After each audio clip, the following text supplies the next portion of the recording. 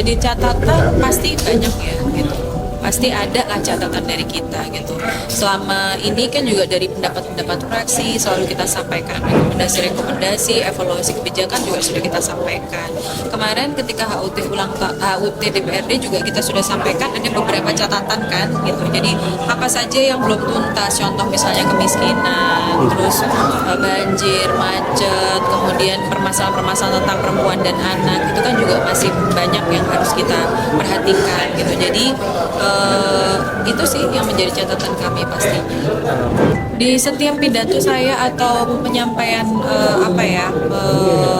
ketika misalnya saya mengisi acara kemudian menyampaikan di depan para perangkat daerah, selalu saya sampaikan bahwa sebetulnya jalan terbaik itu adalah gotong royong gitu ya. Gotong royong semua stakeholder. Kenapa?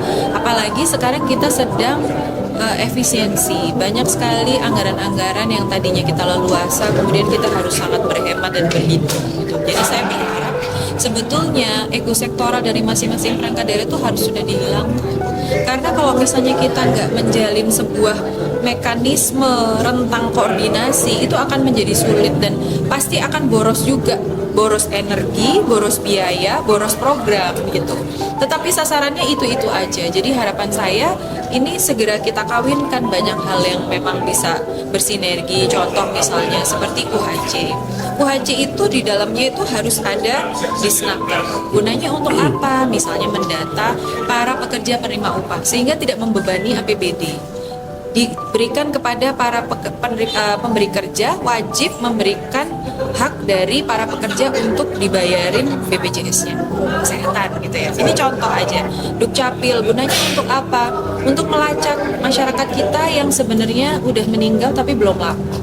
Yang kemudian terdaftar sebagai bayi nyonya sudah punya sendiri, itu double biasanya. Nah ini adalah hal-hal satu contoh saja yang membutuhkan banyak sekali perkawinan kerja gitu ya, yang memang harus kita lakukan apalagi di saat-saat seperti ini.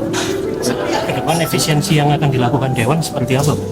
Kita sudah banyak melakukan efisiensi kami di Dewan gitu ya, mulai dari mekanisme perjalanan dinas, mekanisme pelayanan di sini, makan minum dan lain sebagainya, itu khusus di Dewan ya gitu.